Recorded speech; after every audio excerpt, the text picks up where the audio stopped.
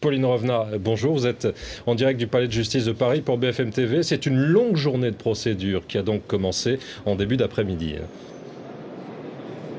Oui, effectivement, ça fait maintenant 1h30 que le procès a commencé derrière moi dans cette chambre correctionnelle. Tous les prévenus sont présents, excepté Jacques Chirac. Ça, c'était prévu puisqu'il s'est fait dispenser de ce premier jour d'audience très procédural par ses avocats. Et puis, autre absente, Marie-Thérèse Poujade, prévenue et absente pour raison de santé. Sont présents également Jean-Claude Marin, le procureur de Paris, ainsi que François Foulon, le chef du parquet financier. C'était prévu, le parquet qui doit expliquer pourquoi il avait requis un non-lieu en faveur de Jacques Chirac. Et puis, toute l'équipe, les avocats de Jacques Chirac, tous les avocats ont répondu présent au grand complet. Jean Veil, lui, s'est refusé à tout commentaire juste avant de s'engouffrer dans la salle. Mais Georges Kejman a bien concédé quelques mots. Je vous propose tout de suite de l'écouter.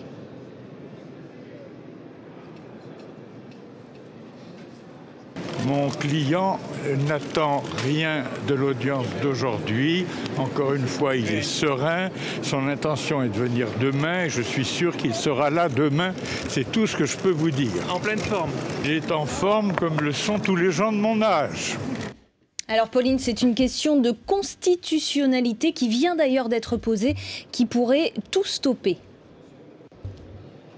Effectivement, c'est un point de droit très technique mais sérieux, réel, qui a été soulevé par Jean-Yves Le Borgne qui a plaidé et qui vient de terminer sa plaidoirie il y a quelques instants, l'avocat d'un des 10 prévenus, l'avocat de Rémi Chardon, ancien directeur de cabinet de Jacques Chirac à la mairie de Paris. Alors évidemment, il se défend d'être le poisson pilote, le sous-marin de Jacques Chirac.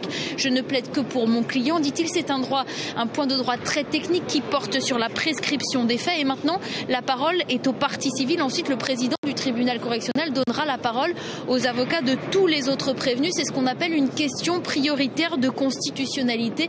Il y a une grande attention dans la salle, tout le monde est très concentré et deux options s'offrent au tribunal. Soit il rejette cette question prioritaire de constitutionnalité, il n'y a pas d'appel possible et le procès se déroule normalement comme prévu, soit cette question est retenue et là le tribunal peut la transmettre à la Cour de cassation dans un délai de 3 mois. La Cour de cassation qui elle peut ensuite saisir le Conseil constitutionnel pour trancher sur cette question de prescription des faits. Réponse dans les prochaines heures, soit en fin de journée aujourd'hui à la fin de cette audience, soit demain à la reprise de l'audience à 13h30. La décision est désormais entre les mains du président du tribunal correctionnel, Dominique Poth.